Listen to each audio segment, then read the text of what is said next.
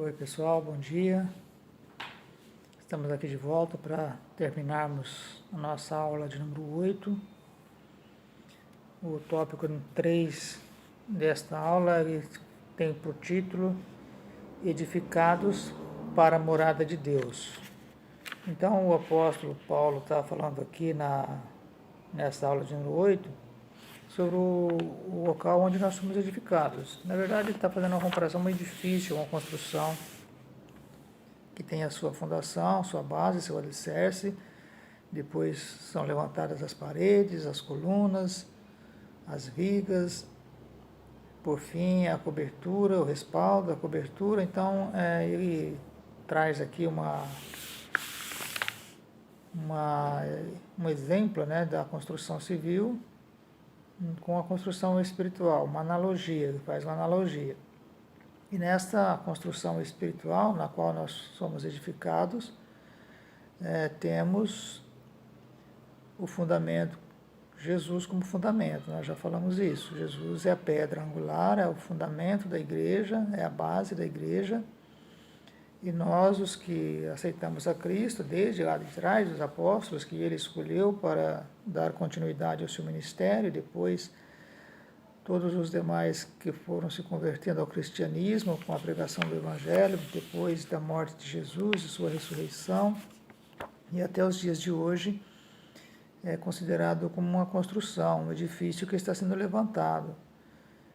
Pouco a pouco vai sendo edificado, e o apóstolo fala de um edifício bem ajustado. A expressão todo o edifício bem ajustado cresce, ou seja, os crentes, quando eles se convertem a Cristo, né, as pessoas, quando se convertem a Cristo, elas passam a fazer parte dessa construção, desse edifício. Então, todos ligados um ao outro, unidos um ao outro, e é claro, na base que é Cristo, eles vão formando esse edifício que cresce bem ajustado para a glória de Deus.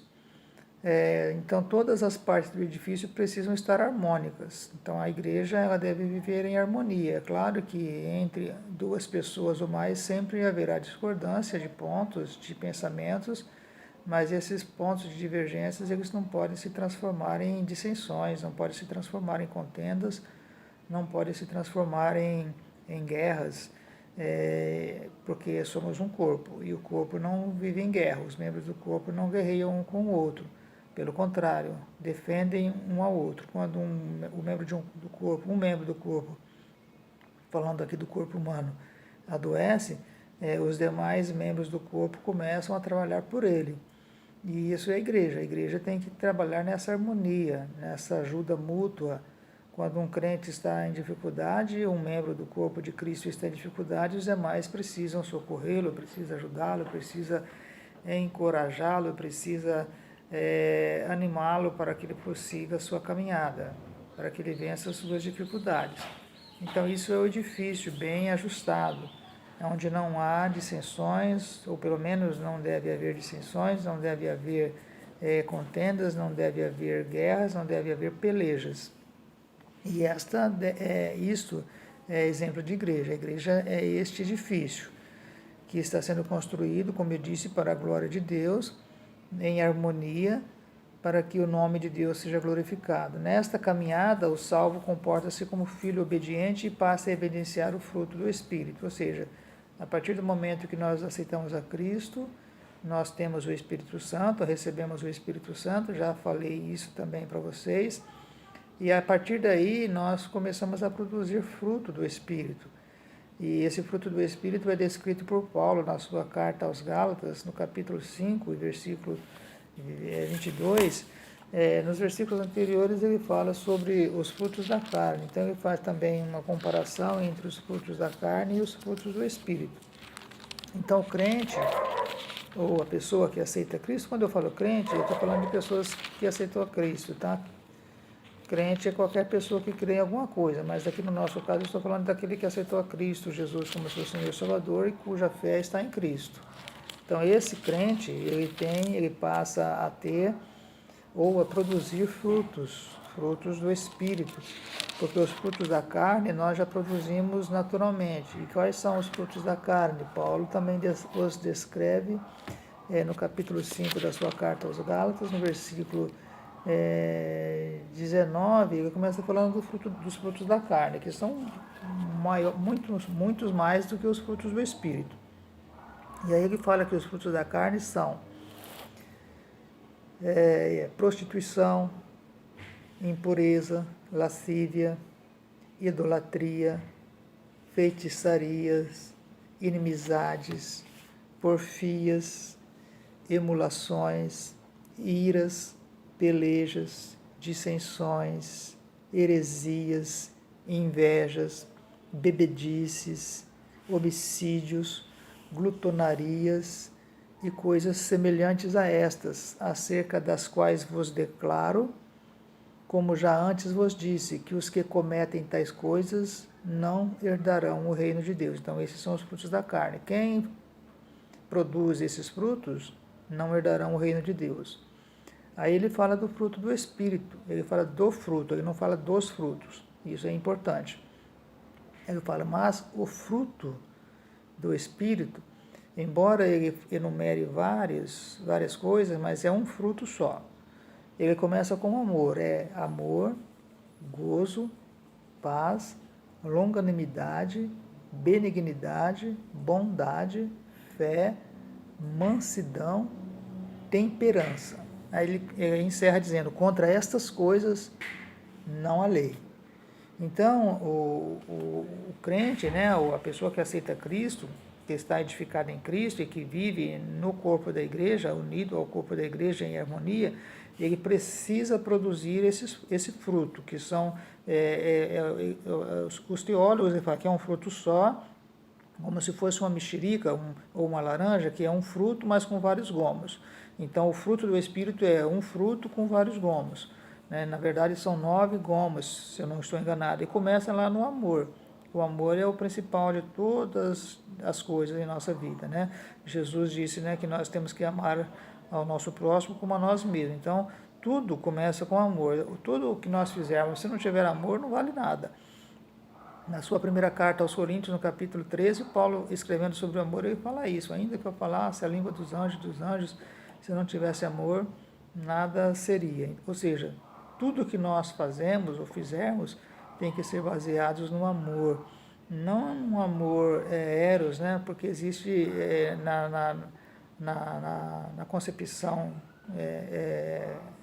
grega vários tipos de amor. Amor ágape, amor eros e o amor filos. O amor ágape é o amor de Deus, este amor que Deus ama a todos, mesmo sem que nós mereçamos. É o amor de Deus expressado através de Jesus Cristo, chama amor ágape. O amor filos é o amor de irmãos, de amigos, de irmãos, de companheiros, amor da amizade, o amor com que nós devemos ter uns para com os outros, como irmãos em Cristo. O amor eros é o amor sexual, né? O amor relacionado à sexualidade. Então, o amor é a base de tudo em nossa vida, seja na vida do crente ou não, do cristão ou não. Se não houver amor, todas as obras que nós fizermos, ela não tem valor. Todas as obras que nós fizermos não será aceita por Deus quando elas são feitas sem o amor. Então é importante nós vivermos o amor, porque o amor constrange. A Bíblia diz que o amor de Deus nos constrange para que nós façamos o que é correto. Então, este amor é muito importante. Então, como edifícios que nós somos a morada de Deus, né, nós devemos ser um templo santo do Senhor. O que é ser o templo santo do Senhor? Lá no Antigo Testamento, e ainda hoje, nós temos os templos onde nós nos reunimos para adorar a Deus.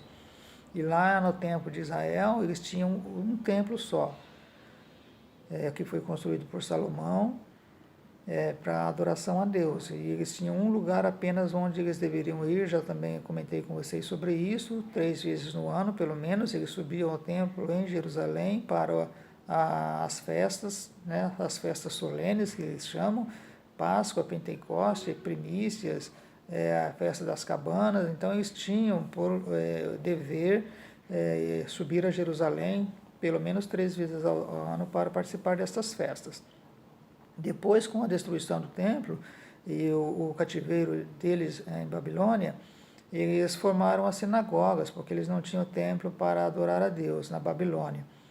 E eles precisavam de um local, e como não tinham, né, eles então formaram as sinagogas, e essas sinagogas serviam para eles como templo no final de semana, onde eles iam ler os salmos e profetas, louvavam a Deus, e durante a semana esse espaço do cenáculo era utilizado como escola, para que as crianças tivessem oportunidade de aprender a lei.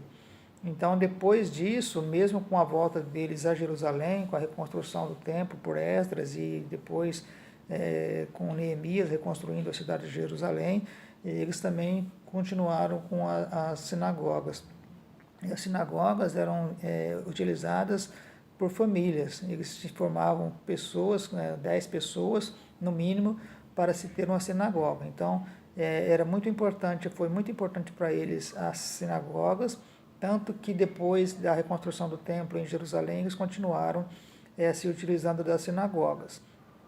Mas eu estou dizendo tudo isso para dizer que hoje esse templo somos nós. Nós somos o templo do Senhor, o templo do Espírito Santo. Por quê? Porque o Espírito Santo habita em nós. Salomão, quando construiu o templo lá em Jerusalém, ele fez uma oração dizendo, né, que Deus não habita em templos feitos de pedras, né, por mãos humanas, mas ele habita em nossos corações. Ele já tinha essa noção de que nós somos o templo do Espírito Santo, embora eles não tivessem conhecimento do Espírito Santo. Mas hoje é importante que nós saibamos isso, que eu e você, nós somos templo do Espírito Santo, que Deus habita em nós, o Espírito Santo habita em nós, e onde nós formos, nós fazemos parte da Igreja de Jesus. E como templo santo do Espírito Santo, nós precisamos produzir esse fruto do Espírito, do qual Paulo fala lá em Gálatas capítulo 5, no versículo 22.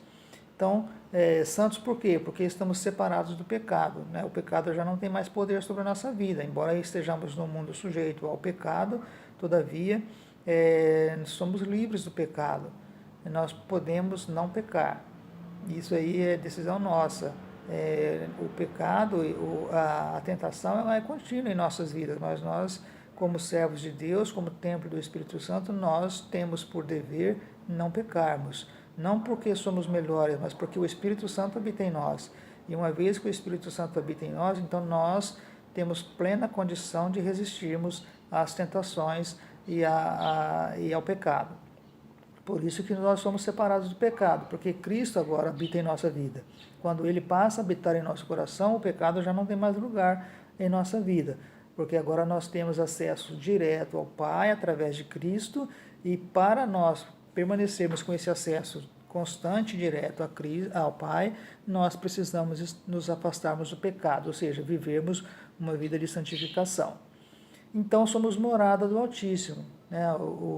A nossa aula de hoje termina com esse tópico, morada do Altíssimo. Então, morada, o que é? Deus mora em nós, Deus habita em nós. O Salmo 91, que é muito conhecido por muitos, que diz, aquele que habita no esconderijo do Altíssimo, a sombra do Onipotente descansará, o versículo 1 do Salmo 91. E isso aí é profundo, este Salmo. Esta fala do salmista, aquele que habita no esconderijo. Habitar é o que? É viver. Habitar é estar ali constantemente. Né? Eu habito nessa casa de onde estou falando para vocês. Aqui é a minha casa onde eu habito, a minha morada. Aqui é a minha referência. Eu saio, mas eu tenho uma referência de retorno. Quando eu retornar, eu tenho o meu endereço fixo onde eu vivo, assim como vocês também. E assim é na vida espiritual. Nós precisamos habitar em Jesus. Habitar no esconderijo do Altíssimo significa habitar em Jesus. Aquele que habita em Jesus, ele está seguro. Ele descansa à sombra do Onipotente. Então, esta morada da qual fala o apóstolo é uma coisa constante, permanente. A morada não é como uma casa de praia ou de lazer, onde a pessoa vai, fica uns dias e depois retorna. Não, a morada ela é permanente. Então, Jesus precisa habitar em nós, morar em nós. Nosso corpo tem que ser a morada do Espírito Santo, para que tudo que nós fizermos seja de acordo com a vontade de Deus. Então, a alusão de morada faz alusão ao tabernáculo. Assim como lá no templo havia o tabernáculo, onde eles iam para apresentar seus sacrifícios, né, onde só o sumo sacerdote podia adentrar, como eu já expliquei também para vocês, nós também hoje somos o tabernáculo de Deus, onde Deus habita.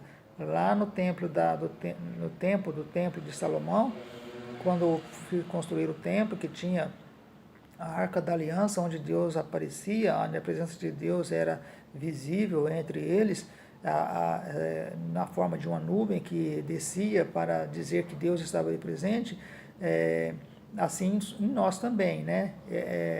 Nós somos o tabernáculo onde Deus habita e essa presença de Deus precisa ser visível em nós. As pessoas precisam olhar para nós e ver que há algo diferente em nossa vida, que que nós somos a habitação de Deus, que nós somos o tabernáculo de Deus. Não precisamos sair dizendo, apregoando e gritando pela rua que somos evangélicos, que somos crentes, que servimos a Deus. Não. Esse testemunho tem que ser dado sem ser necessário que nós digamos coisa alguma para quem quer que seja. Eles precisam ver em nós isso, através das nossas atitudes.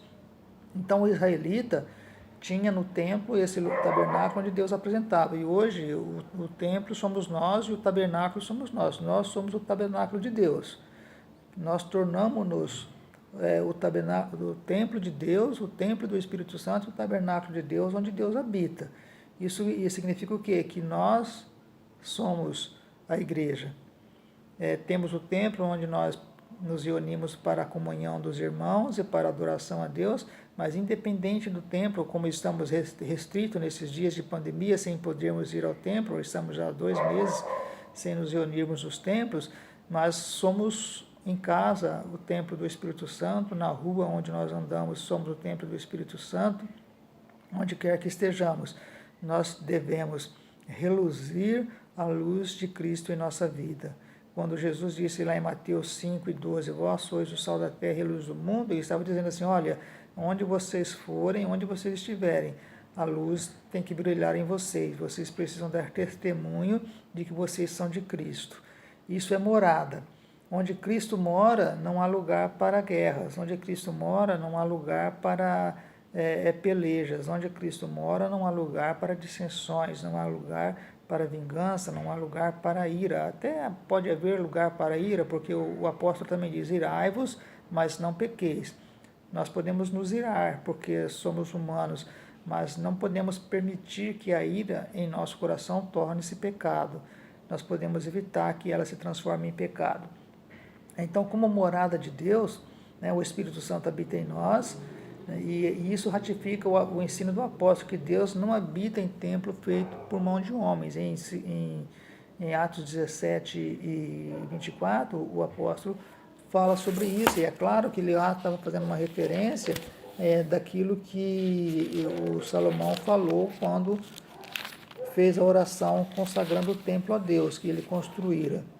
É uma referência àquilo que Salomão falou lá no passado. Então, em Atos 17 e 24, aqui é um momento em que Paulo está fazendo um discurso no Areópago, em Atenas, e ele fala, o Deus que fez o mundo e tudo o que nele há, sendo o Senhor do céu e da terra, não habita em templos feitos por mãos de homens.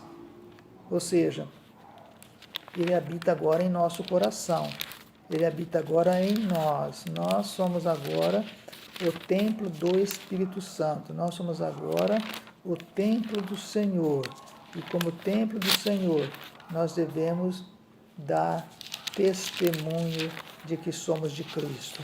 Com nossa vida, com os nossos exemplos, com as nossas ações, sempre fazendo com que o nome de Deus seja glorificado em nossa vida. No capítulo 5 da segunda carta de Paulo aos Coríntios, ele também fala sobre isso. Ele fala assim, porque sabemos que se a nossa casa terrestre, essa casa terrestre que ele está falando é o nosso corpo, não é a casa onde nós vivemos, mas é o nosso corpo. Aqui ele está falando de coisas espirituais. porque sabemos que se a nossa casa terrestre deste tabernáculo, que somos o tabernáculo de Deus, se desfizer, ou seja, morrer, se desfizer, porque quando morrermos ela vai se desfazer, temos de Deus um edifício, uma casa não feita por mãos, eterna nos céus. Ou seja, mesmo que esse tabernáculo se desfizer, nós temos a esperança de que no céu nós temos uma casa preparada por Jesus, que é eterna, que ela nunca se desfará. Ou seja, quando nós ressuscitarmos dos mortos na volta de Cristo, esse tabernáculo que se desfez será reconstruído e aí será levado para o céu e ele será eterno, não se desfará mais. Então é muito importante que nós tenhamos o nosso corpo como templo do Espírito Santo e que façamos tudo para que o nome de Deus seja louvado, engrandecido e glorificado em nossa vida e através de nós. Deus abençoe a todos vocês, tenham uma boa quarta-feira, em nome de Jesus.